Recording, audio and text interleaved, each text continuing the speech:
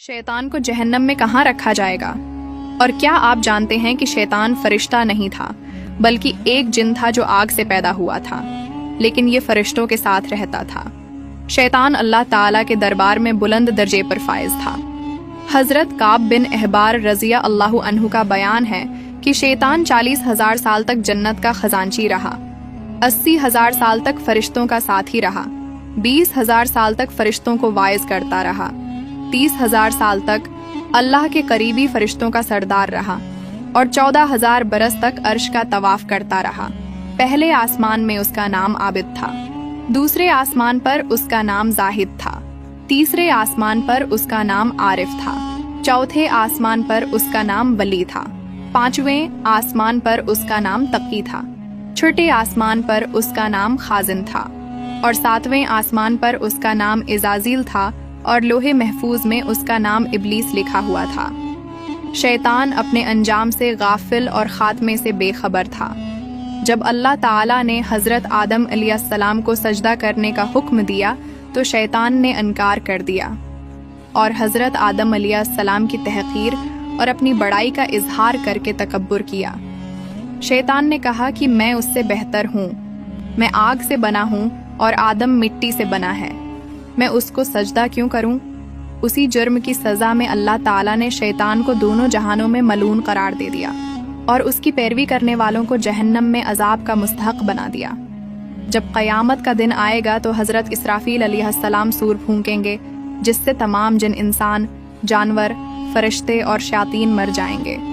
फिर उसके 40 साल बाद हजरत इसराफील अलैहिस्सलाम दोबारा सूर फूंकेंगे तो तमाम मखलूक़ात दोबारा जिंदा हो जाएंगी और फिर क़यामत कायम होगी। क़यामत के रोज़ तमाम नेक और बद को उनके ऐमाल के मुताबिक सज़ा और जज़ा दी जाएगी।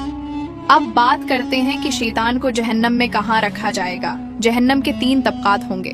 पहले तबके में मुनाफिकीन होंगे, दूसरे तबके में वो लोग होंगे जो शैतान के पैरोकार होंगे और उसके पीछे चलने वाले होंगे।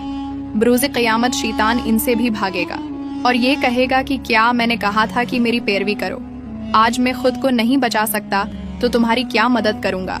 जहन्नम में ऐसे लोगों का इमाम और सरदार शैतान होगा।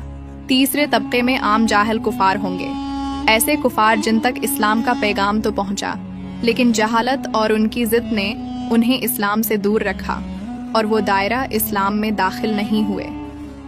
दोस्तों, कुरान और हदीस में अल्लाह ताला ने शयातीन से बचने के कुछ तरीके बताए हैं। जैसा कि एक हदीस में जिक्र आता है कि जब कोई शख्स सोकर उठे तो वजू करे और 3 मरतबा नाक झाड़े, क्योंकि शैतान रात भर उसकी नाक के नथने में बैठा रहता है, जिससे आदमी पर सुस्ती गालिब आ जाती है।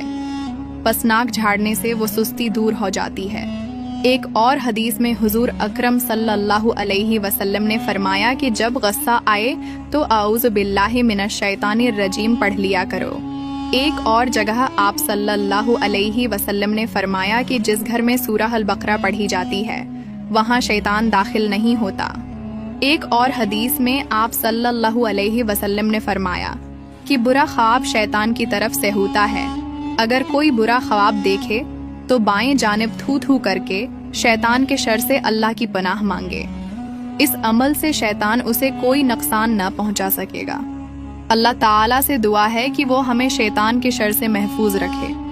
आमीन।